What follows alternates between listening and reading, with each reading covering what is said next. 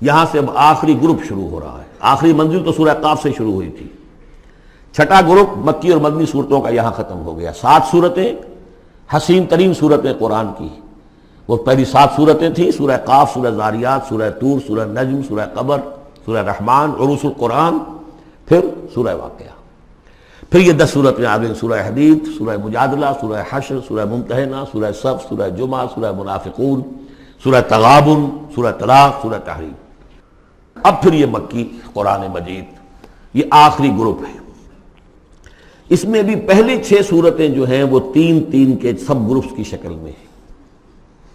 سورہ ملک بڑی، جیسے سورہ قاف وہاں تھی اسی مقام پر یہاں سورہ ملک ہے. بہت جامع اس کی تاثیر، اور یہ بہت حضور کو عزیز تھی. آپ کی یہ معمولات میں سے تھا، رات کو سوتے ہوئے آپ سورہ ملک پڑھا کرتے تھے، اور اس کی آپ نے تلقین کی ہے. بسم اللہ الرحمن الرحیم. تبارک الذی بیدہ الملک وہو علی کل شیء قدیر. بڑی بابرکت ہے وہ ہستی جس کے ہاتھ میں ہے بادشاہی، راج اس کا ہے. یہ ہے دین کا سیاسی پہلو. پوری کائنات پر اس کا راج چل رہا ہے. دنیا میں بغاوت ہے. کیوں ہے؟ وہ اپنے ایمان کے دعوے داروں کا امتحان لینا چاہتا ہے بس. ورنہ سورج، چاند، گیلیکسیز، پوری کائنات اور خود ہمارے جسم کا ایک ذرہ اس کے قانون کا پابند ہے، تابع ہے. ہمارا جسم ہمارے اختیار میں کہاں ہے؟ میں تنگ آ جاتا ہوں، 2 دن ہوتے ہیں یہاں سے تو طبیعت خراب ہو جاتی ہے، جب تک کہ وقت لگتا ہے کینچی لے کر بیٹھتا ہوں. اگر میں چاہوں کہ یہاں بال نہ آئے، میرا جسم ہے، میرا تو اختیار نہیں، وہ تو آئیں گے. تو ہمارا جسم بھی جہاں تک اس کی فزیولوجی کا تعلق ہے، اس کی اناٹومی کا تعلق ہے، یہ سارا اللہ کے قانون کے تابع، میرے تابع تو نہیں. میں چاہوں میرا دل ذرا رک جائے، جب چاہوں میں اس کو سٹارٹ کر دوں تو یہ تو نہیں ہوگا. جب بند ہوگا بند ہو جائے گا، میرے اختیار میں نہیں ہے.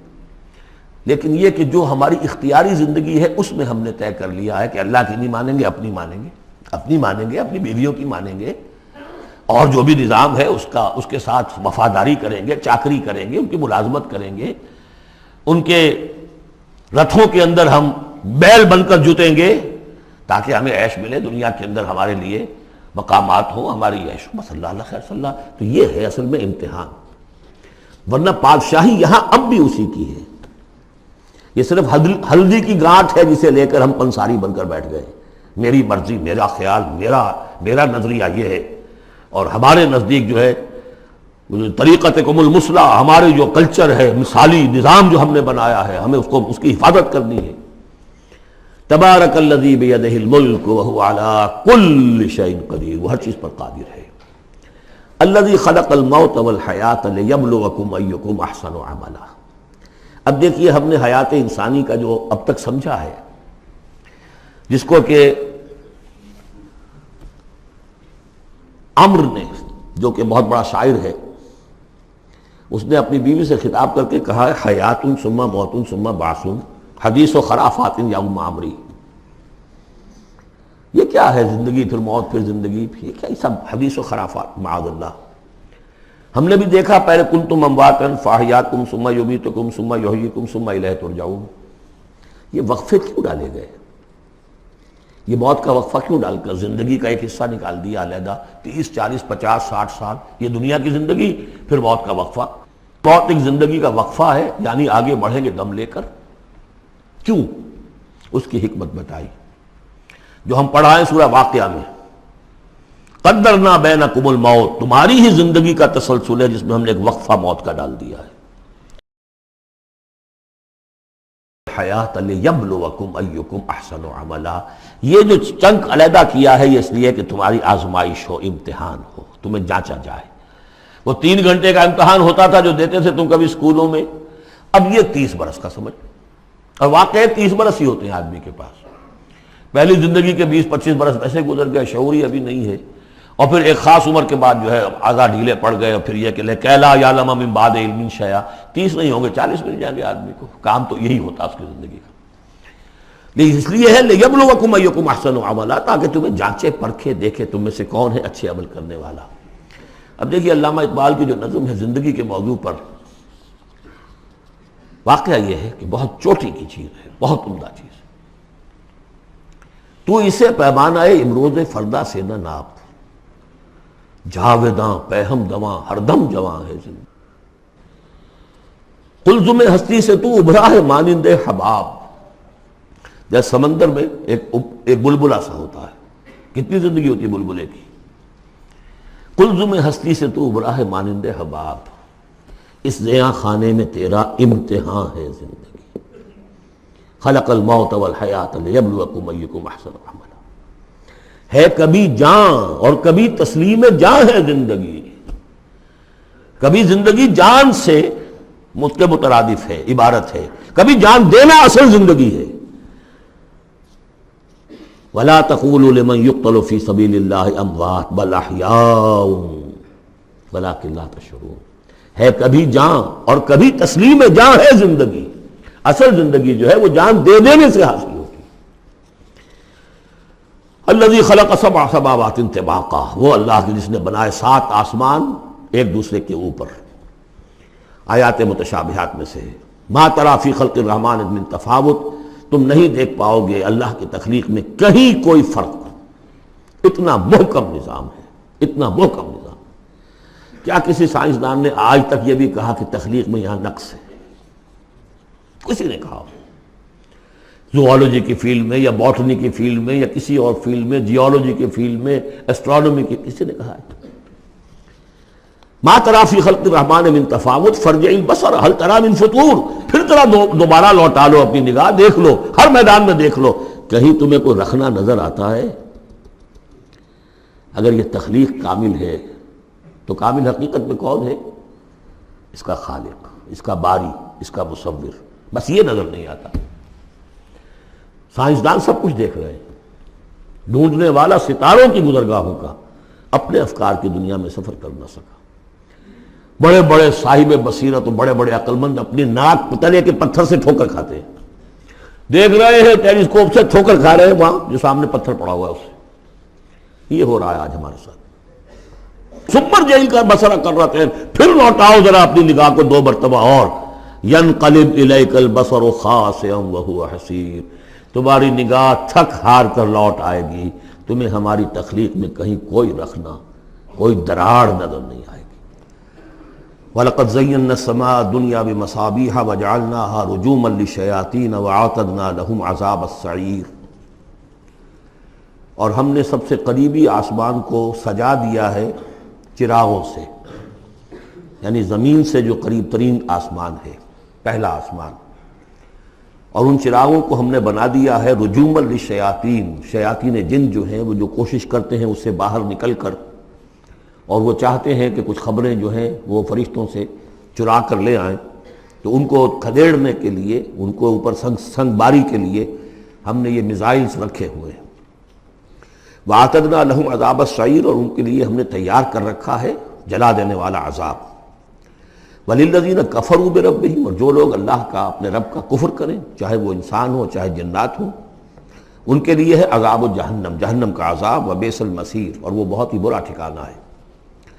اذا القوا فیہا سمعوا لہا شہیقا وہی تفور، جب وہ اس میں جھونکے جائیں گے تو سنیں گے کہ وہ دھاڑ رہی ہوگی، اچھل کود رہی ہوگی، اس کا جوش و خروش ہوگا.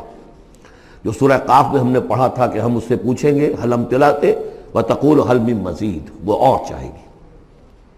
جیسے کوئی بھوکا بھیڑیا ہو یا بھوکا شیر ہو اور اس کے آگے کوئی شکار ڈالا جائے تو جس طریقے سے وہ اس پر غرا کر آئے گا، تکاد تمیز من الغیظ، قریب ہوگا کہ وہ اپنے غصے سے پھٹ جائے. کلما القی فیہا فوج، جب کبھی بھی اس میں ایک فوج ڈالی جائے گی، یعنی یہ کہ ایک قوم کے بعد دوسری، دوسری کے بعد تیسری، وہ تو ہو رہا ہے. وہم یوزعون، ان کے درجہ بندی کی جائے گی، قوموں کا علیحدہ علیحدہ حساب ہوگا. سألہم خزنتہا، تو جو جہنم کے داروغہ ہے وہ ان سے کہیں گے الم یاتکم نذیر، کیا آپ کے پاس کوئی خبردار کرنے والے نہیں آیا؟ قالوا بلا، وہ کہیں گے آیا تھا، کیوں نہیں؟ قد جاءنا نذیر، ہمارے پاس خبردار کرنے والا آیا. فکذبنا، ہم نے انہیں جھٹلا دیا تھا. وقلنا ما نزل اللہ من شیء، اور ہم نے کہا کوئی شے نہیں اتاری اللہ نے، یہ تم خام خواہ کہہ رہے ہو کہ تم پر کوئی قرآن اترا ہے یا تورات اتری ہے. ان انتم الا فی ضلال کبیر، ہم نے اس سے بھی بڑھ کر کہا کہ تم تو خود کسی گمراہی میں ہو، کھلی گمراہی میں مبتلا ہو گئے ہو، تمہیں کوئی آسیب آ گیا ہے یا کچھ اور ہو گیا ہے. وقالوا لو كنا نسمع او نعقل، اور انہوں نے کہا یا وہ کہیں گے کہ اگر ہم سنتے اور سوچتے، غور کرتے، عقل سے کام لیتے، ما کنا فی اصحاب السعیر، تو ہم نہ ہوتے اس جہنم والوں میں سے۔ فاعترفوا بذنبہم، پس انہوں نے اپنے اصل گناہ کا اعتراف کر لیا۔ یہ بہت اہم مقام ہے۔ اصل گناہ کیا تھا کہ ہم نے ان کی بات سنی نہیں، سنی تو انسنی کر دی، اس پر غور نہیں کیا۔ اس لیے کہ ہم یہ آج پڑھ چکے ہیں، ان السمع والبصر والفؤاد کل اولئک کان عنہ مسئولا۔ اللہ نے تمہیں یہ فیکلٹیز دی ہیں تو اس لیے کہ استعمال کرو۔ ہم نے بند کر کے رکھ چھوڑی ہے۔ ہماری ریت ہے، ہماری آباء و اجداد کی رسمیں ہیں، ہماری برادری کے یہ رواج ہیں، ہم اتنے عرصے سے ایک جماعت میں ہیں، اس جماعت کا یہ چلن ہے، جو بھی ہے، اس فرقے میں ہے، اس فرقے کا یہ معاملہ ہے۔ یہ ساری چیزیں جو ہے کہ نہ سوچنا، نہ غور کرنا، نہ سننا۔ فاعترفوا بذنبہم، اصل گناہ یہ ہے ان کا۔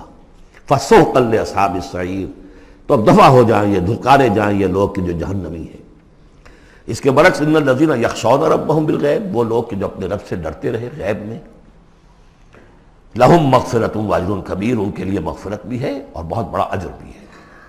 وَأَسِرُّوا قَوْلَكُمْ أَوِ اجْهَرُوا بِهِ، اور دیکھو چاہے تم اپنے قول کو چھپا کر بیان کرو یا بلند آوازی سے بیان کرو۔ إِنَّهُ عَلِيمٌ بِذَاتِ الصُّدُورِ، وہ تو اس سے بھی واقف ہے جو تمہارے سینوں کے اندر مضمر ہے اور پنہاں ہے۔ أَلَا يَعْلَمُ مَنْ خَلَقَ، بڑی اہم آیت ہے یہ وہ حصے ہیں قرآن کے یہ کہ جن کو اس طریقے سے ازبر ہونا چاہیے اگر بات کرنا چاہتے ہیں، آپ دین کی وہ خدمت کرنا چاہتے ہیں۔ کیا وہی نہ جانے گا جس نے پیدا کیا؟ ایک ایسی بات ہے کہ اس کا کوئی انکار کر ہی نہیں سکتا۔ گھڑی بنانے والے کو تو معلوم ہے میں نے اس میں کیا کیا پرزے رکھے ہوئے ہیں، مجھے نہیں معلوم، میں اس کا استعمال تو کر رہا ہوں، مجھے بتا دیا یہ بٹن دبا دیں یہ آن ہو جائے گا، لیکن یہ کہ جس نے بنایا ہے کیا اس سے چھپی ہوئی کوئی چیز ہے؟ الا یعلم من خلق وهو اللطیف الخبیر، اور وہ تو بہت باریک بین ہے، ہر شے کی خبر رکھتا ہے۔ هو الذی جعل لکم الارض ذلولا، اسی نے تمہارے لیے زمین کو بنا دیا ہے پست، تابع حکم، تمہارے قدموں میں بچھی ہوئی ہے غریب، جتنا چاہتے ہو اس کو تو رونگتے ہو، پامال کرتے ہو۔ فامشوا فی مناکبہا، چلو پھرو اس کے کندھوں کے مابین، گویا کہ یہ بھی کوئی بہت بڑا ہاتھی ہو، اس کے کندھوں کے مابین اتنی جگہ ہے، چل پھر رہے ہیں۔ جیسے چیونٹی کسی ہاتھی کے کندھوں کے درمیان چل رہی ہو تو وہ تو سمجھتی ہوگی کہ فٹ بال کا میچ کھیلنے کی جگہ مجھے مل گئی ہے۔ تو یہی حال ہمارا ہے، ہم جسے بہت وسیع سمجھتے ہیں کیا وہ کچھ بھی نہیں۔ فامشوا فی مناکبہا وکلوا من رزقہ، اور اسی کے رزق میں سے کھاؤ پیو، اسی زمین میں سے تمہارا رزق بھی برآمد ہو جائے گا۔ وإلیہ النشور، یہ یاد رکھو کہ پھر اللہ ہی کی طرف اٹھ جانا ہے، یہ اٹھنا ہے۔ آمنتم من فی السماء ان یخسف بکم الارض فاذا ہی تمور، کیا تمہیں کوئی خوف نہیں رہا؟ بالکل تم نچنت ہو گئے ہو اس آسمان والے سے جو آسمان میں ہے کہ وہ کہیں تمہیں زمین میں خسف نہ کر دے، دھسا نہ دے، فاذا ہی تمور، جبکہ وہ لرزے، زلزلہ آئے، شق ہو جائے اور تم چلے جاؤ۔ ام امنتم من فی السماء ان یرسل علیکم حاصبا، کیا تمہیں کوئی ڈر نہیں رہا کہ اللہ تعالیٰ جو ہے وہ آسمان والا تم پر بھیج دے کوئی ایسا جھکڑ تیز آندھی جس میں پتھر چلے آ رہے جو بلٹس کا کام کرے اور میزائلز کا کام کرے۔ فَسَتَعْلَمُونَ كَيْفَ النَّذِيرُ، پھر تمہیں معلوم ہو جائے گا کہ میرا خبردار کرنا کیسا تھا، کیا اس کا نتیجہ تھا۔ وَلَقَدْ كَذَّبَ الَّذِينَ مِن قَبْلِهِمْ، اور یقیناً جو ان سے پہلے تھے انہوں نے بھی جھٹلایا تھا۔ فَكَيْفَ كَانَ نَكِيرٌ، تو کیسا ہوا میرا ان کو پکڑنا اور میرا عذاب۔ اَوَلَمْ يَرَوْا إِلَى الطَّيْرِ فَوْقَهُمْ، کیا یہ دیکھتے نہیں پرندوں کو جو ان کے اوپر ہیں؟ صَافَّاتٍ وَيَقْبِضْنَ، کبھی انہوں نے اپنے پر پھیلائے ہوتے ہیں، کبھی ان کو سکیڑ لیتے ہیں۔ مَا يُمْسِكُهُنَّ إِلَّا الرَّحْمَنُ، نہیں روکے ہوئے انہیں اس فضا کے اندر مگر رحمان۔ إِنَّهُ بِكُلِّ شَيْءٍ بَصِيرٌ، یقیناً وہ ہر چیز کو دیکھ رہا ہے۔ یعنی جو قانون طبیعی ہے جس کے تحت وہ چل رہا ہے وہ تو اللہ کا بنایا ہوا ہے۔ امن ھذا الذی ھو جند لکم ینصرکم من دون الرحمن، بھلا وہ کون ہے جو تمہارا لشکر بن جائے اور تمہاری مدد کرے رحمان کے مقابلے میں؟ ان الکافرون الا فی غرور، نہیں ہے یہ کافر مگر دھوکے میں آ گئے، بہکاوے میں آ گئے۔ امن ھذا الذی یرزقکم من امسک رزقا، پھر بھلا کون ہے وہ جو تمہیں رزق دے سکے اگر اللہ اپنے رزق کے خزانوں کو روک لے؟ بل لجوا فی عتو ونفور، نہیں یہ لوگ اپنی شرارت میں اور نفرت میں بہت آگے بڑھ گئے۔ افمن یمشی مکبا، یہ آیت بہت اہم ہے حکمت قرآن کے اعتبار سے، فلسفے کے اعتبار سے۔ افمن یمشی مکبا علی وجہہ اہدی امن یمشی سویا علی صراط مستقیم، دو انسانوں کا تصور کرو، ایک شخص وہ ہے کہ جو اوندھے منہ پیٹ کے بل گھسٹ رہا ہے، ایک وہ جو سیدھا کھڑا ہے، سیدھے راستے پر چل رہا ہے۔ کون ہوگا زیادہ ہدایت پر؟ اس میں نقشہ کھینچ دیا گیا ہے، جو لوگ حیوانی سطح پر زندگی بسر کر رہے ہیں صرف انسٹنکٹس کی وجہ سے زندہ ہیں، پیٹ معاشی جد و جہد اسی کے لیے زندہ ہیں، گھسٹ رہے ہیں اسی میں، اس اوندھے پڑے ہوئے انسان کے معنی نہیں جنہیں آگے کا کچھ پتہ نہیں آگے کہاں جانا ہے، وہ تو ان کے انسٹنکٹس انہیں چلا رہے ہیں، بالکل اینیمل لیول کے اوپر زندگی گزار رہے ہیں، اوندھے منہ، انہیں کیا نظر آئے گا راستہ کون سا ہے، کدھر جانا ہے؟ ایک شخص کھڑا ہے سیدھا، اپنی منزل اس نے معین کر لی ہے۔ یہ بالکل وہی فلسفہ ہے جو سورہ حج میں آ چکا ہے۔ انسان حقیقت میں وہی انسان ہے جس نے اپنا کوئی آدرش، کوئی نصب العین، کوئی مقصد، کوئی آئیڈیل زندگی میں بغیر کسی نصب العین کی زندگی گزار رہا ہے۔ ہی از این اینیمل، اولئک کالانعام بل ھم اضل۔ حیوانات جو ہیں یہ چوپائے، ان کی زندگی کا کوئی مقصد نہیں ہے، وہ تو اللہ نے ہمارے کام کے لیے پیدا کر دی۔ آپ لوگ کاٹوں گوشت کھائیں اور ان کی چمڑوں سے جوتیاں بنائیں اور جی رہے وہ خالص انسٹنکٹس کے اوپر، ان کی جبلتیں ہیں، صرف جبلت کے تحت ہیں۔ انسان صرف حیوان نہیں ہے، اس میں کچھ اور ہے، اور اس کے لیے کوئی آئیڈیل۔ ضعف الطالب والمطلوب، جتنا اونچا آئیڈیل ہوگا اتنا ہی اونچا انسان جائے گا، لیکن جس کا کوئی سرے سے آئیڈیل نہیں وہ نرا حیوان ہے۔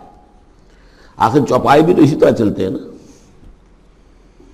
افمن یمشی مکبا علی وجہہ اہدی امن یمشی سویا علی صراط مستقیم، سیدھا راستہ اور اس کی منزل معین ہے، مجھے ادھر جانا ہے۔